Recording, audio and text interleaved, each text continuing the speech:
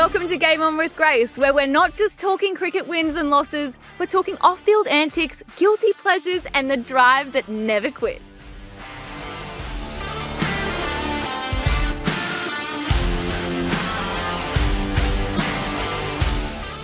Hey everyone, I'm Grace Hayden, and today we're joined by one of the most fascinating stories in world cricket, a player who's balancing international sport and Silicon Valley life at the exact same time. Saurabh is a USA international cricketer, software engineer, and former India under-19 standout who became a global sensation after helping the United States defeat Pakistan at the 2024 T20 World Cup. Now, off the field, he's built an equally impressive career in tech. While working at Oracle, he's juggling life as a husband, father, and professional athlete. His journey from Mumbai cricket prodigy to Cornell University and the USA national team is unlike anything we've seen in the sport. We'll talk about pressure, reinvention, balancing two demanding worlds, and what it's really like becoming an overnight sensation while still showing up to work on Monday morning. Game on. Hey Saurabh, welcome to Game On with Grace. Really excited to have you on the podcast. Tell me though, where are you and what are you up to at the moment? What's been going on? Hi Grace. Yeah, first of all, thanks for having me, and I'm looking forward to this our conversation. I've just landed a couple of days ago from an ODI series in Nepal, and I have a week's time with family until I fly back to Toronto for a tri-series with Netherlands and Canada, and then heading straight into Major League in Dallas. So yeah, a busy couple of months upcoming. Very, very busy time ahead. How important is it for you to really soak up the time with family, especially when you're on the road so much? Yeah, it's been tough in the last 2 years, especially. I have a daughter who's going to turn 2 in July, and it's very special.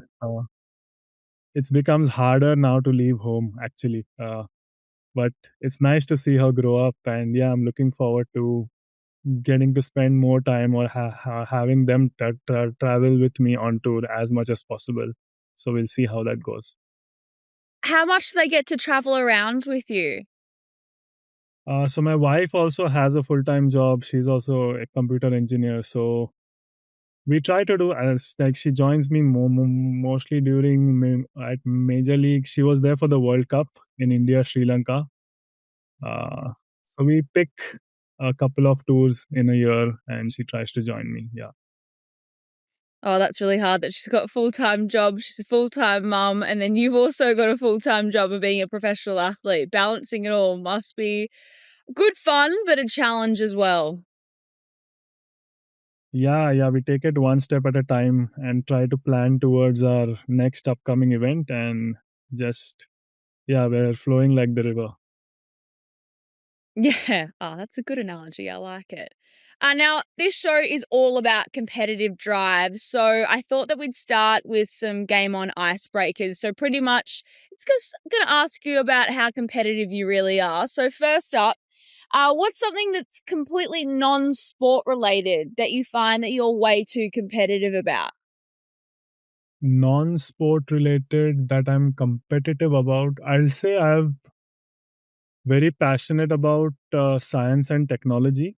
I like to understand the depth of how things work. So I can keep on asking you questions all day until my doubts are satisfied. So in that way, I'd consider myself competitive in that space. Yeah. Yeah, right. Just wanting to know more. No stone unturned. Well, that's great. Have you ever gone way too far trying to win something that absolutely didn't matter? Like a card game or, I don't know, just a simple...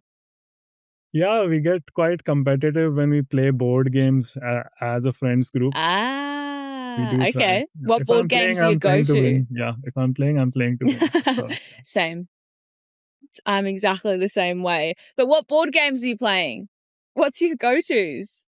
board games keep changing. We used to play one game called as Risk. Then there was a game called Catan. Lots of Pakistan. Okay.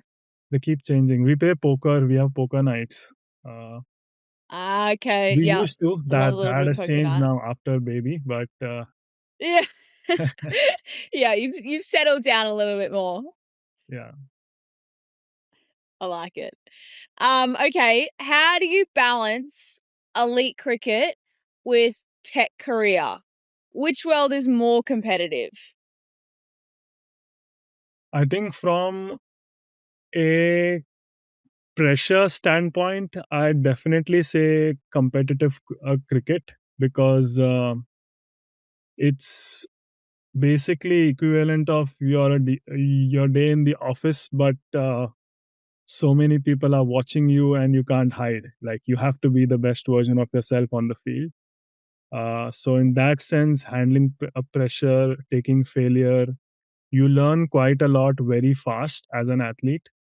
Um, but in the tech job, it's again you learn other skills like how you optimize your work, how you think analytically, and sort of they help in each other. So my thinking in the tech world helps me plan better as an athlete, and the teamwork and handling failure and those things like the life values that I learned from sports, they help me take it to the tech world, I'd say. So they complement each other. Yeah, that's amazing. Okay. What is one moment in your cricket career that best sums up your competitive drive? One moment, I would say the 2024 World Cup, the game versus Pakistan that we played. I think that was the first time we played against a top nation in a World Cup, and where we all believed as a team that we wanted to not just participate, but we wanted to compete. And we didn't think about the results while playing the game, but it was really great to see and get that win that we all worked hard for, and we finally got it. We had to push till the super over and we had to really fight and test our teamwork. So that was one highlight, I think. What were the nerves like in that super over? We all know that super overs bring immense pressure to both sides. But for you guys, when you're playing, Pakistan, which is a very cricket established country, and potentially you're, I guess, really making shockwaves being from the US team beating Pakistan. Um, Tell me, were you all really nervous? Were you weirdly calm? What was the vibes like heading out there before you had to attack the super over? Before the super over, I went through a little bit of a roller coaster of emotions where initially I was nervous when I was told that I'm bowling the over. But then, whilst warming up, I started focusing on the process and not what's going to happen. And then we had a good communication. Coach Stewart and the captain as well spoke, and we discussed the plan. And once we had clarity, I convinced myself that the best I can do is give my 100% and just try and execute my skill every ball and ball after ball, and that's the best I can do, and let the result take care of itself. And in the over itself as well, we went through a roller coaster. There was a wide, there was a boundary, but then I stuck to the plan and I kept the same plan. I'm glad it worked in the end. Oh, it absolutely worked, and look at the result. That'll always be embedded in the history of cricket, so congratulations. And what an honour as well to bowl that over. I mean, your team is entrusting you with such an important task, Definitely, and you're yes. probably, lucky that you can keep your cool because so many players can either go into fight or flight mode. So you obviously went into fight mode and pulled off the dream. Yeah, I'm grateful that they trusted me, and it also helped to have such a supportive crowd in Dallas. With I had my mom and my wife who was expecting a baby at that time, so it was very special in that sense too. Like everybody's family was there, all the families got together, and it just felt like we all came together for the love of the game. So it was yeah, it was a great scene after the game. Yeah. It was special. Oh, what did you guys do after the game? Did you go up and give your wife a big hug? What happened? All the families came to the field, and we took Lovely. nice photos. Like the teammates who had the kids, they played on the ground as well. So it was nice. It was a Yeah. nice outing for us. Yeah. Such a special moment to be able to share with family, because obviously when you're a professional cricketer, not often do you get to look up into the crowd and you have familiar faces. So when you have such a significant moment in your career, to look up and have those people around you that really make you as a person too and as a player, it would be a really, really nice feeling, I'm sure. Definitely. Yeah. It's so difficult in India, right? And I can't even imagine, but just as an outsider looking in, the amount of people that love the game of cricket.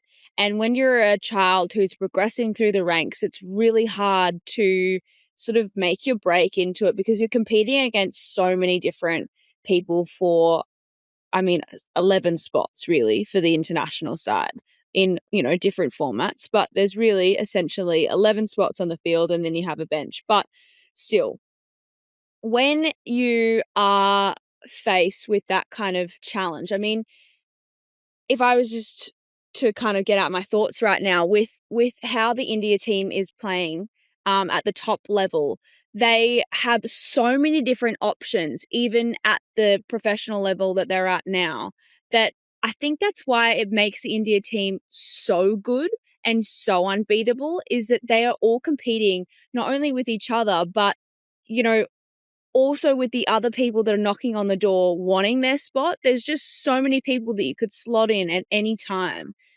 And to even break into that team as maybe someone who's a new up and comer, like you look at a Suryavanshi, for example, the 15-year-old who's making shockwaves in cricket right now. He's really banging on the door to be the next big thing. And I'm sure a lot of the openers in that India team, they're going, okay, this kid could be taking our spot any day. But I'd love to know your take and insight on, obviously you're originally from India, but how difficult it is to actually make it in India, and having to, go and try and play in another country, another sort of set of circumstances. But how challenging is it really to be the best of the best in India? Yeah, like you rightly said, in India, it's always been, there's so many players who are so good. Um, it's pretty challenging to sort of get noticed.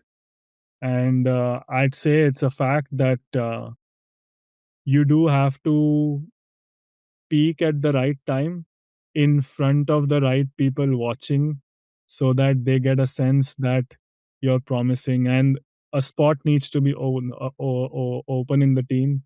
If you're performing in first class cricket but there's no spot in the team, there's so many cricketers like who aced the first class, they've scored thousands of runs, but there was no spot open in the Indian team, so they couldn't play that much for India. And now we are seeing so many players who can, I think if you pick two or three Indian teams, they'll still do well at the world stage. So that's the kind of numbers they have. And yeah, you need some kind of it becomes tough to keep yourself motivated if you're not on the right side of it. But that's the best you can do. The best you can do is keep bettering yourself, 1% at a time, and just hope that you get a window. And I'm sure if you persist long enough, you do get a window. And there are examples of that, not just in Indian cricket. I mean, if you take 15 years back, I mean, Australia was a team like that. The late 90s to the mid 2000s, Australia was unbeatable. Like, if you look at the Ricky Ponting led side, after Steve Waugh's side, that team was stacked. And now India is showing that. So it's a trend, I think.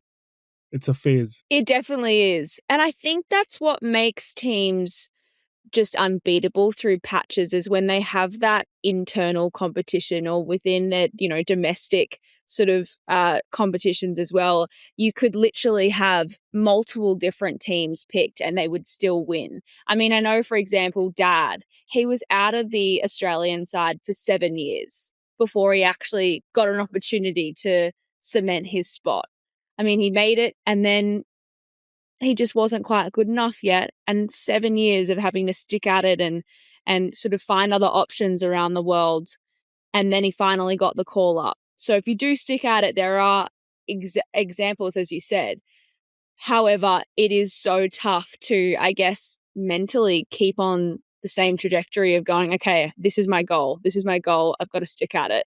And sometimes, it doesn't happen for you. And we see so many great cricketers, that are incredible in the domestic tournaments, just not actually ever make it to play for their country. So it is such an amazing opportunity and really achievement for anyone that plays for their country, whether that be the US or India or Australia or South Africa. It's such an amazing achievement to be able to go, I play for my country. And I'm sure it's such a proud feeling too.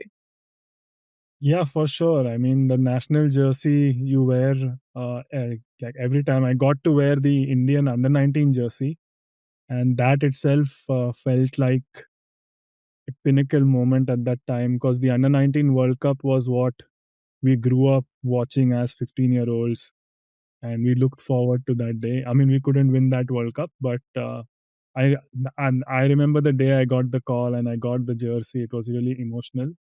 And the same feeling in the US, because I never even expected to pick up a cricket ball again when I moved to US, because I moved for education. I actually gave up on the sport, and I tried to start my life from scratch here, and cricket somehow found its way back into my life. So it was an even more special journey here in the US. And that being said, another thing I want to say is I'm a big fan of Matt Hayden as well. He used to Thank you. actually intimidate me just because I used to watch him as a kid. The way he used to smash all the bowlers that time. Yeah, I'm a big fan. He was pretty scary, hey. Honestly, I even look back at videos. I don't know who that guy is, because the guy that I see is just the big gentle giant who's just Dad. So I can't even imagine having to bowl down to the big Doss. He was a pretty big, intimidating man. Let's move to Human Behind the Hype. This is all about getting to know you outside of all your amazing cricketing accolades. I want to start with what we were just talking about previously, how you moved from India to study and go down an education pathway, but you mentioned that you sort of gave up on cricket a little bit. Talk to me through why you sort of reached that point. So I played under 19 World Cup in 2010, and post that, my cricketing trajectory sort of stagnated, I would say. I couldn't establish myself in the Mumbai first class. I was in and out of the side, getting a game here and there. And mid season, I think 2015, I got dropped from the side. Um, and in parallel, I was doing my undergraduate degree. So 29 to 2013, I graduated from college, and I decided to give 2 full years to cricket. I made my first class debut in 2013, but like I said, I didn't get all the games. I was in and out of the side, warming the benches a lot. And then I was doing tryouts for IPL, but kind of not getting picked. So it was tough to carry on, where I also didn't feel whether I didn't know whether I was good enough, first of all, to play at that level, because you see so many people are doing so well around you. And since I was good at education, I wanted to give life another chance.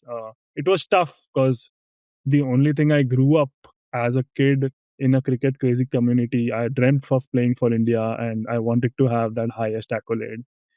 but I thought it was a practical call to make because I didn't feel I would play for India. I didn't want to be the guy who's just playing club cricket, and I wanted to give life a chance. So I took it when I got an opportunity to come to Cornell, which is also one of the top universities for computer science. So it was a great opportunity for me to escape that. I was kind of depressed as well, I'd say, because not getting picked. I was not working for 2 years because I gave full time to cricket, and I could see my peers in college doing well in their tech jobs, or some had already moved to the US or other parts of the world, and they've carried on with their life. And I felt I was like little bit falling back here. Nor am I making it big there, so it's nor this nor that. So it was a tough moment for me, but yeah, now that I look back, I'm glad I took that call, and then a new life happened here. Well, thank you for sharing that because it's so vulnerable to obviously open up about. But I think you're really not alone in having to go through that sort of phase in your life and assessing whether you want to keep going down a path that you kind of feel like's not quite working, or do you go down a path where you could make a new life for yourself and give yourself a chance to sort of build something else. Being a professional athlete comes with so many challenges. There's so much pressure. There's so much anxiety that it also brings. But it really is so difficult to break through to the top international level, whatever country that you're, gunning to be in their top team. So having to face that difficult decision of letting go of something that you've always dreamed about being a child, always something that you're so goal orientated and you're running towards, to let go of that dream and be okay with that, I'm sure was such a difficult decision. But when you look back at that decision now, how happy are you that you made the choice to move to the US? Yeah, I'm very happy that I confronted firstly the truth, because people tend to still keep going in a belief that one thing, things will work out, but you need to confront the truth that, hey, I wasn't good enough. So I don't see myself playing for India. And that acceptance is the first thing. And then the second thing is to look for avenues. Once you accept, then other doors will slowly open for you. And then you go with an open mind. I had no expectation to play cricket here. I didn't even know what's going to happen with my life here. I just started from scratch again. I just came to college. It's the first time I lived by myself. I actually learned to live independently for the first time. I started off with my roommates and everything, and then slowly. So I met my better half at college. So everything started happening for the good, and miracles happened. I got a job in San Francisco, and then started playing weekend cricket for fun in the US. Few guys who were playing for the US team happened to be in my club, and they noticed me, started taking me around US for weekend tournaments. And then slowly, here and there, I built a name. Again, people started knowing that I moved to the US, and through performances. Then the national team coach noticed me, and then slowly I got my break in the national team, and then grew with the team because the team itself was in Division 3 at that time. So it was like joining a new startup. So I always give that analogy, and we grew with the team, and 4 5 of us are in that. From that time we're in the team, like Nosh, the Steven Taylor who was there in the team, Aaron Jones, like a few guys who's there since 2017 2018 that we've been there. So it's been a big journey now to see Major League and it going mainstream. We got into 2 World Cups. We can potentially play an Olympics in 2 years. So it's huge. It's great for us. Yeah, and everybody has gone through their share of sacrifices. For sure. Yeah, it's really exciting to see how much both the US and Canada are also growing in cricket. I mean, it's not just about, the typical nations that we've seen forever and a day. There's so many new nations that are coming together and they're building really great sides. Like, I mean, that 2024 World Cup was exceptional from you guys in the US. Honestly, I mean, to beat Pakistan, you that's that's an amazing achievement. They're a very, very good side. And they've been, playing cricket for ever and a day. They've had teams in World Cups, in whatever you want to call it, forever and a day. So to beat them really is such a credit to the US team. And it showed the world that you're not ones to mess with. Yeah, I think a lot of things helped us leading to that. So we've already had a couple of seasons of Major League. I think that helped us big time because we got to rub shoulders with some of the best cricketers around the world who played in an MLC. We got to train under top quality coaching staff. Like Ricky Ponting was my coach. What else can I expect? He was my childhood. I used to watch him on TV, and it was like great to actually work under him. And just to get into that professional setup and doing well there, we started believing that we had the pieces of the puzzle, but we just had to come together.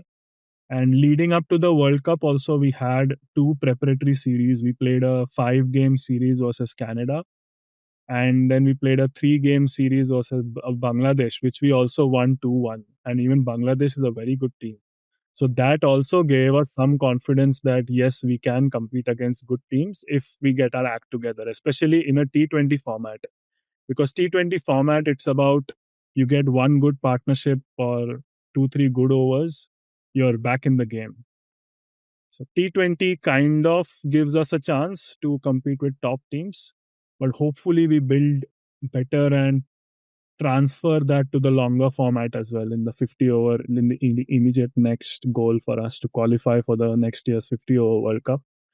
And that would be a big statement if we can do that, because that's a sustained effort. It's not like 2, 3 overs will determine that we were lucky to win, but we need to do sustained good performances to win an ODI game.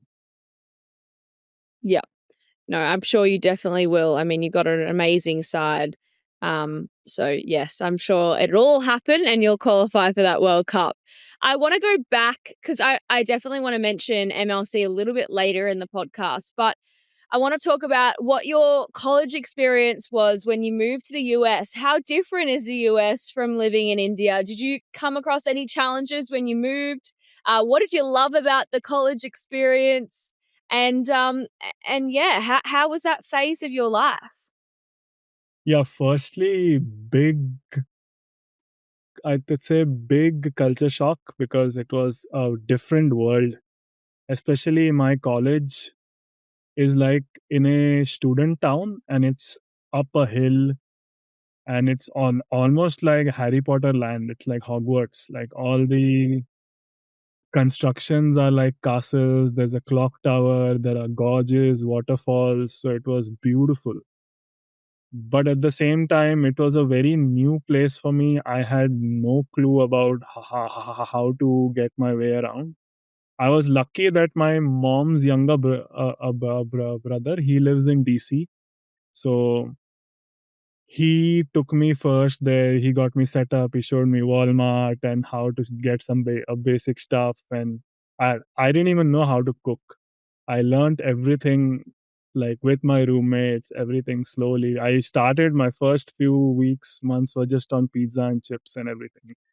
And then I sort of learned how to do grocery, cooking, washing the dishes, doing my assignments, everything. I started getting Yeah. organized, made friends, and yeah, slowly a new life started basically. Yeah, it was nice.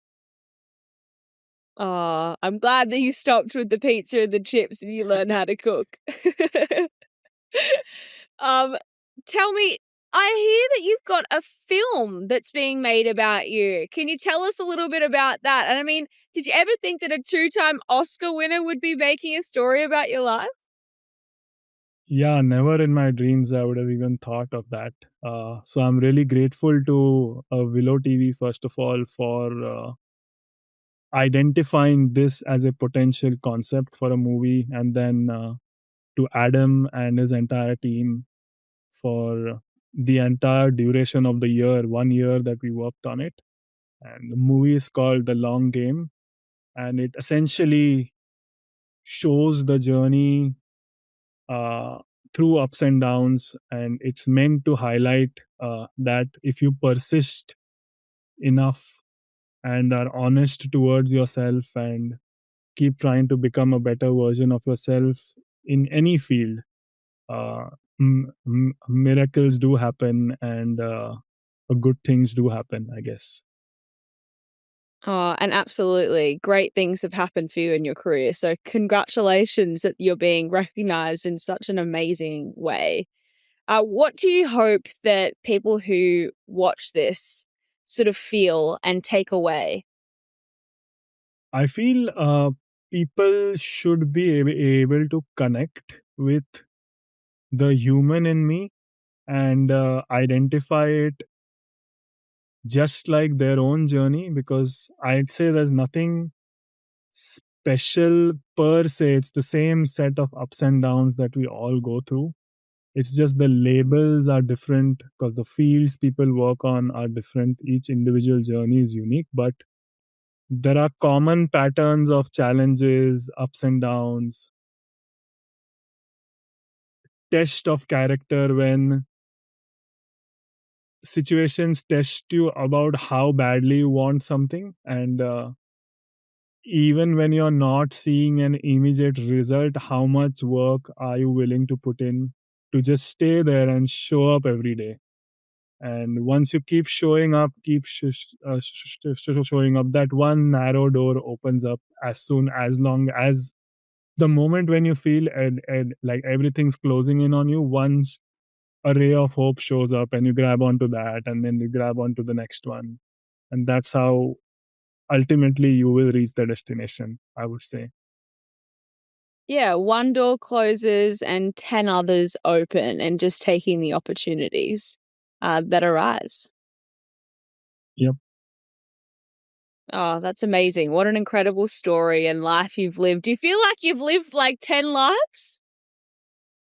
I think every cricket tournament is a life in itself because it's a Yeah. different challenge, a different location in the world. You're meeting with people from such diverse cultures, especially within our team itself. Throughout these 7 years that I've played, so many people who've grown up in such different parts of the world, and we get to learn so much from each other apart from cricket as well, as to how they go about their lives, the different unique challenges that they face, and how we come together for the love of the game. I think that game is the common thing that keeps us all together.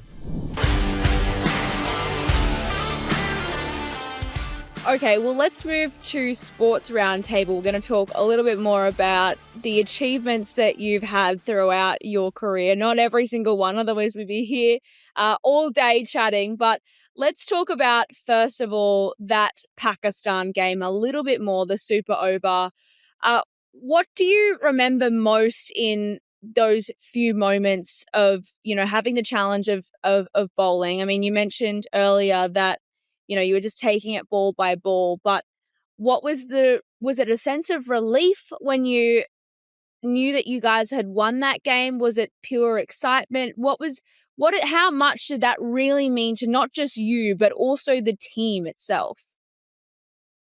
So for me personally, I really wanted to make sure that I don't let my team down, because to get the game to a tie from the tough spot that we were in, every single one of us, not even just the playing 11, even the substitutes who fielded, they had fielded so well, and everybody had given their 100% to get us to that tie phase. So I knew that some responsibility lied on my shoulders to at least get the team across the line, somehow make sure that one thing was there. But the other thing was, the best I can do is my process. So every ball, I remember I consciously tried to close my eyes, give myself a smile, and then bowl the ball. with clarity as to what I wanted to bowl. That's one thing I remember. For every ball, I tried to do that,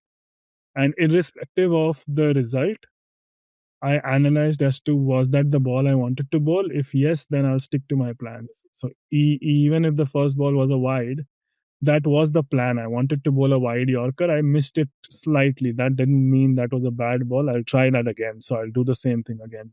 So that's the process wise. And after the game, I just felt a sigh of relief. Actually, I think I went down on my knees and then everybody came and hugged. And then, so yeah, it was just like, okay, at least we're through. We wanted to get this win so badly and we're through. Yeah. And then it sunk in when people started following and everything. Yeah. It's so funny. So many cricketers say that every time something good happens in a game or in a series, that it is that sigh of relief rather than excitement, because it's sort of hard to get excited until the job's done. Yeah. It's not really until you lift the trophy or you finish the tournament that you feel that excitement. But I guess, they, in the moment when they achieve, maybe when a batter gets a double century or a century, or when, I don't know, a bowler takes 5 for, it's kind of hard to get excited until post the game, because in the moment it's more, oh, thank goodness. Yeah, I mean, ultimately, it is a team game. So you have to keep going until you get the win for the team. So until the last ball is bowled. But then you do enjoy after the game. Like once it sunk in, and then when family came in, and then in the evening, we had a good time. We spent good time together. And then we did enjoy the win that day. And then back to business from the next day because we have more games in the tournament. So yeah, that's part of our journey, I guess. Like you get to enjoy those small moments and then you're back to square one because the next game you start from scratch. Yeah, exactly. All right, well, let's talk about MLC because it is the tournament on everyone's minds. It's starting up on very soon, actually. Your first match is Friday, the 19th of June. But talk to me about the tournament itself and how much it's really done for, I guess, progressing cricket and maybe even knowledge of cricket within the US, but also just discovering new up and coming talent or talent being able to grow because of the access of having incredible coaching, also superstar international players as well, mixing with them, learning their tactics, kind of being a sponge. How important has that been for the growth of maybe yourself, but also others in the US team, but also the opportunity to play with some superstars, but also be involved with some minds of great athletes that once were, superstars themselves, like a Ricky Ponting, as you mentioned earlier, who's your coach. But just talk to me about the opportunity to play MLC and how much it's really done for the US. I think it's been the backbone of our success as a national team, if I could say it very candidly, because the kind of exposure as a player that we got uh, before that, it was mainly we just training in indoors and then heading straight into tournaments 10 days. We used to meet each other at the tour, practice for a few days, and then head into an ODI game. Literally, it was that. To now then have proper stadiums, uh, playing with world class cricketers from all over the world. You have a trainer, a proper bowling coach, batting coach guiding you with your plans. You have players like Faf du Plessis, Steve Smith, Travis Head, Glenn Maxwell. Everybody is playing with you. You get to know how they go about their preparation. And once you start doing well in that platform, you start believing in yourself more as well. That validation comes in. And from a youngster perspective, while training sessions, there are so many youngsters who come and show up at practice who we've also seen then successively do well in minor league.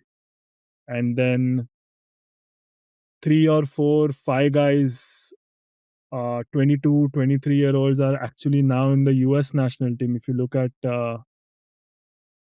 Sanjay Krishnamurti, like the way he's raised his game, I think SF Unicorns has had a big part in his evolution as a cricketer. I've seen his batting go from he's raised it a lot, and the fitness, his power hitting, it's been improving a lot. So we see youngsters upcoming. Under 19, a US team did well as well, and all this is MLC is a big backbone because they've been building stadiums. Now there's another stadium in LA. We started playing in San Francisco, so already 4 stadiums that we can play, and potentially more. And hopefully it'll become a full-fledged domestic setup throughout the year as well. And MLC also, I think, helps with other open tournaments that happen on long weekends. So we have Houston Open, this Open, that Open. So 4-5 tournaments that players get to play throughout the year. So the quality of domestic cricket throughout the year is improving, and we're getting to play on turf wickets with competitive cricketers throughout the year. And you can see that the national team is now getting consistently better and not just one-off games here and there. Yeah. Yeah, the benefit is immense. What excites you most, though, about where you think MLC is going and the growth of US cricket? I think we are at a very good crossroads where we have a golden opportunity as a national team through MLC, through the platform we get in MLC, to potentially play 3 world events in 2 years. So next year's ODI World Cup, T20 World Cup in 2028, and the LA Olympics. And MLC is going to be a big part of even, and MLC is now growing. The season is getting bigger. I think we played 10 games this season, and hopefully more teams coming in subsequent years will mean more local players will get that exposure, and we'll have a bigger pool. So hopefully we slowly build into getting that phase, like we talked about how Australia and India were. I think we're still fair bit away from that, but still it's building, and MLC is going to be a big part of that to get it to that stage. 5 to 10 years, hopefully we become a full member nation and we get to play bilaterals with top teams. I think that's the goal for sure. It's not too far away. Absolutely not. You've got all of the stepping stones and the building blocks to really be a very high-level, successful team that are knocking on the doors of these big nations that have been playing cricket forever and a day. I mean, you almost beat India in that World Cup match this year. That was so close. I was sitting there watching with Dad, and we were going, is India going to lose here? What is happening? Yeah, that was a pretty special moment. Yes. I'm sure. I'd love you to share what that moment was like.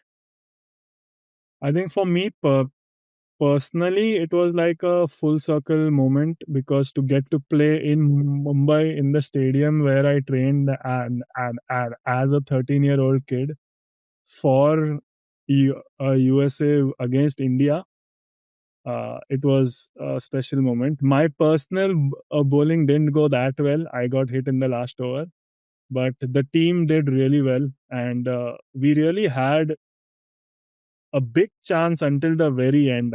I'd say I think they pulled it back, but that showed that we are not a team who will win one-off games. We can consistently do well as well if we keep building.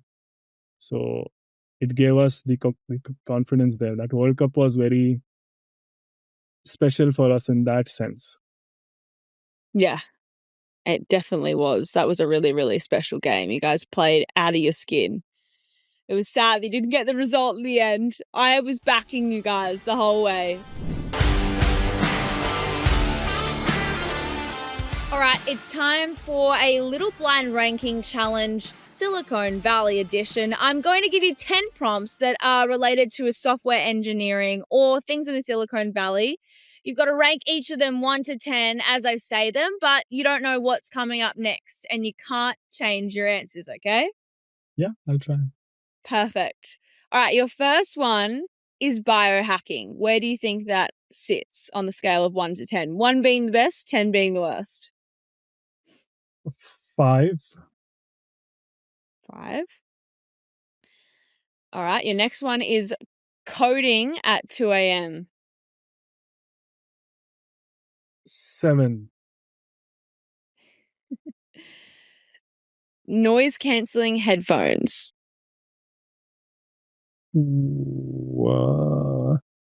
Doesn't matter to me that much. So 9. Yeah. I'm okay to work in chaos. Yeah. Well, you work in cricket stadiums, for goodness sake, so you're very equipped. LinkedIn. I haven't updated it lately, so 10. Okay, standing desks. Standing desks are good. I like to take a walk and stand. So I would say 6. Yeah. Okay. Coffee. I'm not much of a coffee person. 8. Yeah. Really? So what would you have it as, 10? I Or are you would happy have. with Yeah. 8? I used to be tea, but now I stopped both. I just have juices Oh, and hydration. Yeah. wow. Fair enough, because it is very dehydrating, coffee. I'm a big coffee drinker, but I am Australian, so can you blame me? Okay. All right, vibe coding. Vibe coding will be 3. I do Wow. get What into is the vibe flow. coding?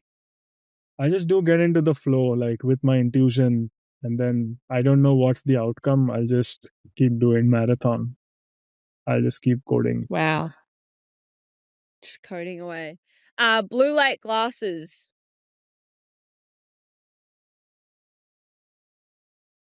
My 10 is exhausted, right? Yeah, 4. Yeah. It is. You can't go back and change it. Okay. Using AI a little bit too much. I would say 1. I'm trying consciously to use it a lot. And it's been very helpful. It's been very helpful. And that is the way to go I in the love future. AI. Yeah. Absolutely. I would hate for someone to check my chat GPT history with the questions that I ask it. Interesting. I have deep philosophical discussions with ChatGPT, and it's actually pretty good.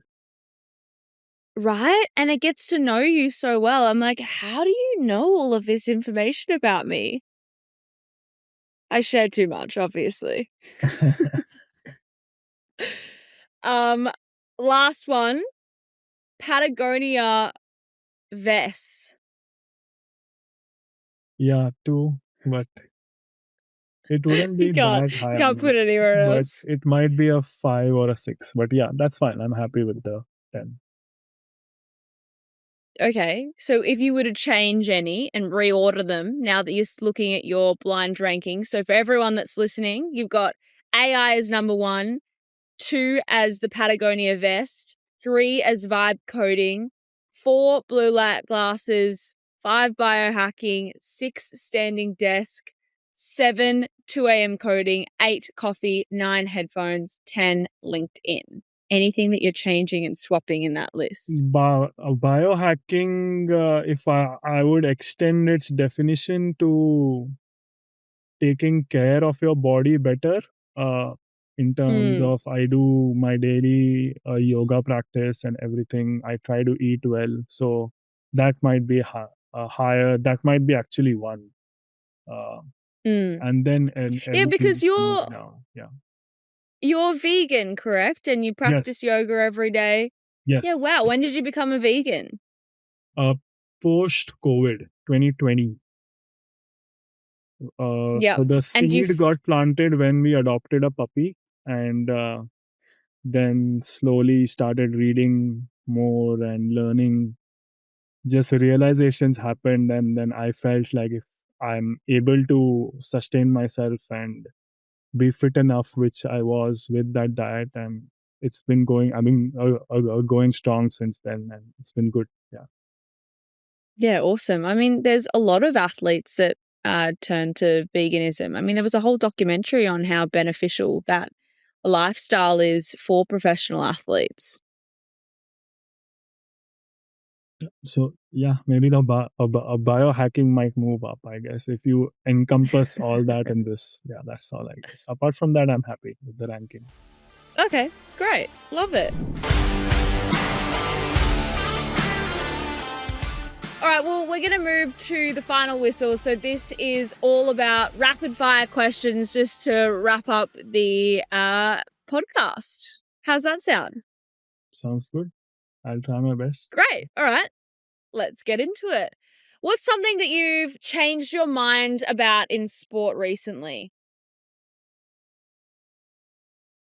To not harp too much on outcomes and just trying to be the best version of myself in every game and understand what the team expects me to do, and be that 1% extra on every tour, instead of gauging myself by the results the team achieves, because that's ultimately not in my control. No, I like that. Okay. What's the best piece of advice you've gotten from a coach? From a coach, you can only give 100%. You cannot give 200%. If you're giving 100, if you think you can give more, then you haven't been giving your 100%. Yeah. Correct. Which teammate would you want on your trivia team, or former teammate, if you like? Trivia team. Yes. Good one. Trivia team, maybe youngsters. I would say Sanjay. Sanjay, he's also quite tech savvy and he knows stuff. Yeah. All right. Yeah. You need the person that's like a fun fact guru. The ones that always bring out the niche little fun facts for you in the group. So yeah. Okay. Cricketing superpower you wish that you had. Cricketing superpower, I wish that I had more pace. I've never been as quick. Yeah, speed. Thank you so much for your time today. I really appreciate you coming on the podcast. It's been such a pleasure to get to know you and share your journey a little bit. You've achieved so many things in your career. I feel like you've lived almost 10 lives. So thank you so much for your time. It's been great to have a chat. No, thanks for having me as well. I loved our conversation. Yeah. If you want to check out Saurabh's documentary, it will premiere on Willow TV on Wednesday, June 17th at 8 p.m. Eastern Time. So make sure you tune in and check it out. But that's all for this episode of Game On with Grace. If you loved this conversation, make sure you hit the follow button or subscribe wherever you get your podcasts. Make sure you share the episode with a friend, because we've got so many more legendary guests, hilarious debates, and big stories coming your way. So stay tuned. I'm Grace Hayden, and until next time, keep competitive.